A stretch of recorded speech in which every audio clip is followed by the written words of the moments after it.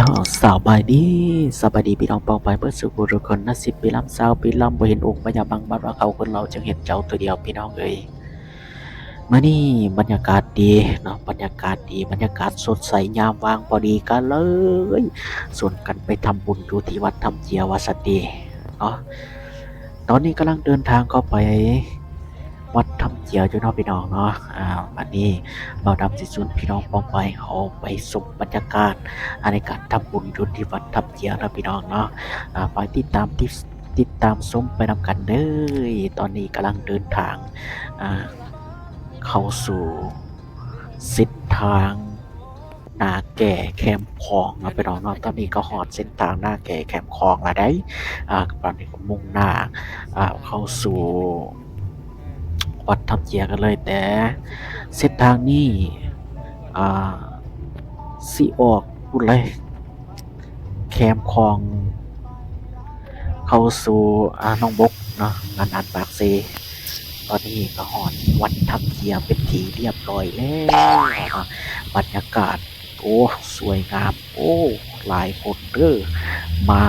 กราบไหว้มาบูชาองค์ใหญ่พญานาคนี่บางคนกลับมากับลูกกับผัวบางคนกลับมากับแฟนว่าจั่นส่วนบ่าวดำจะบ่มีแฟนกลับมาผู้เดียวว่าจั่นนี่ตอนนี้รับชมบรรยากาศกันนี่ก็ป่างาม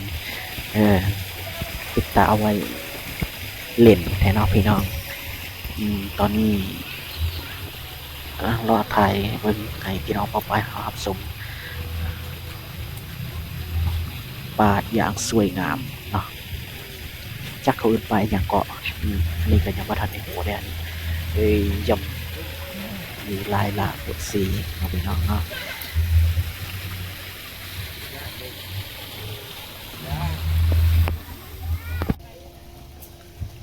นี่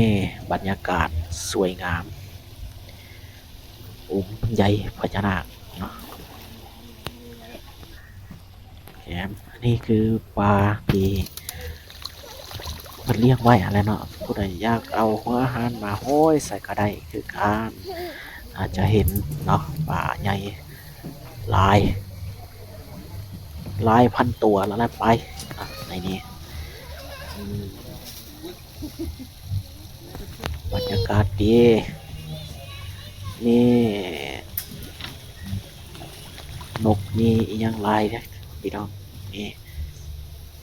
มันเกาะกิ่งอีในกิ่งไม้ก็ยังมีนะพี่น้องได้พอดีบรรยากาศก็ครึมๆในจังน้อยตอนนี้